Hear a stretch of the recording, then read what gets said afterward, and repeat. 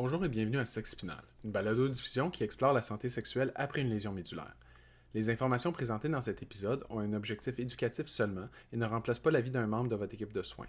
Chaque personne est différente et certaines informations pourraient ne pas s'appliquer à votre situation. Si vous avez des questions ou des inquiétudes concernant votre santé sexuelle, nous vous encourageons à en discuter avec votre médecin ou votre équipe de réadaptation.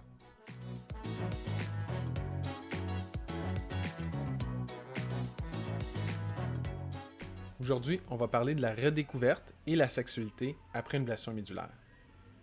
Après une blessure, plusieurs personnes se demandent s'ils pourront encore vivre une vie sexuelle satisfaisante. La réponse est oui.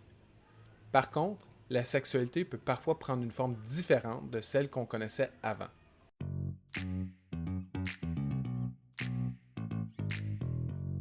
La première chose à retenir, c'est que la sexualité est beaucoup plus large que les relations sexuelles elles-mêmes. Ça comprend aussi l'intimité, le plaisir, l'affection, le désir, la connexion avec un partenaire et la façon dont on se sent dans son corps. Après une blessure médulaire, certaines fonctions sexuelles peuvent changer. Les sensations peuvent être différentes. Certaines parties du corps peuvent être moins sensibles, alors que d'autres peuvent devenir plus sensibles qu'avant. Et la mobilité peut aussi changer, tout comme la façon dont on vit le plaisir. Ça peut être normal de ressentir une certaine inquiétude en lien avec ces changements au début. Plusieurs personnes ont l'impression qu'elles devront abandonner certaines habitudes ou certaines façons de vivre leur sexualité. Mais en réalité, c'est souvent possible de s'adapter et de découvrir de nouvelles façons d'être intime et de ressentir du plaisir. Cette période peut devenir une occasion d'explorer sa sexualité sous un nouvel angle.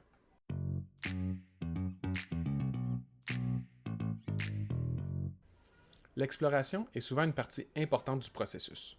On peut découvrir de nouvelles zones érogènes ou réaliser que certaines formes de contact, de proximité ou de stimulation amènent plus de plaisir qu'avant.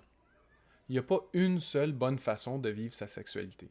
L'important, c'est de rester curieux et ouvert à découvrir ce qui fonctionne pour soi.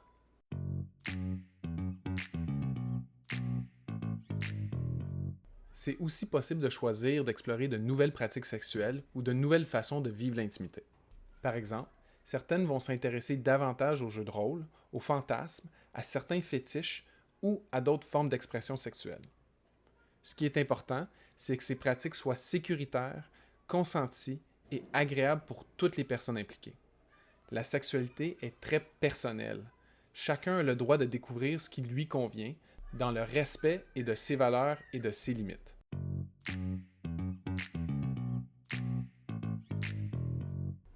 Il y a aussi plusieurs outils qui peuvent aider à cette exploration. Les lubrifiants, les jouets sexuels, les coussins de positionnement ou certains appareils adaptés peuvent rendre l'expérience plus confortable ou plus agréable. Ces outils ne sont pas obligatoires, mais ils peuvent offrir de nouvelles possibilités à certaines personnes.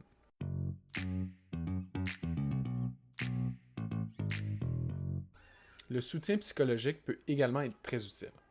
Parfois, le plus grand défi, c'est pas physique, mais plutôt lié à la confiance en soi, aux inquiétudes ou à l'adaptation à son nouveau corps. Les sexologues, psychologues et autres professionnels spécialisés peuvent aider à traverser cette période et à développer une relation plus positive avec sa sexualité.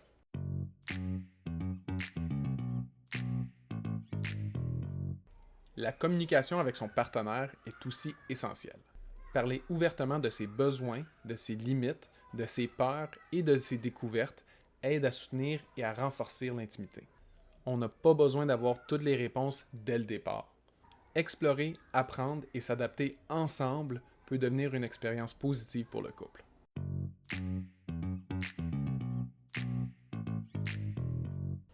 Pour les personnes qui cherchent de l'information, il existe plusieurs ressources. Votre équipe de réadaptation, les professionnels de la santé sexuelle et certains groupes de soutien peuvent répondre à vos questions et à vous orienter vers les ressources fiables.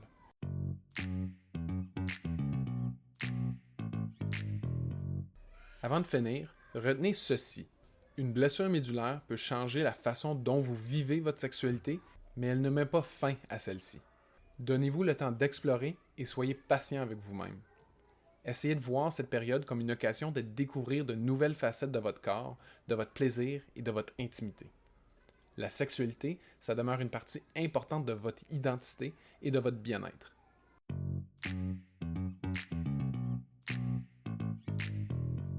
Merci d'avoir écouté. On espère que cet épisode vous a donné des pistes pour explorer votre sexualité avec confiance après une blessure médulaire. Rappelez-vous que vous n'êtes pas seul, des ressources existent et de l'aide est disponible. À la prochaine!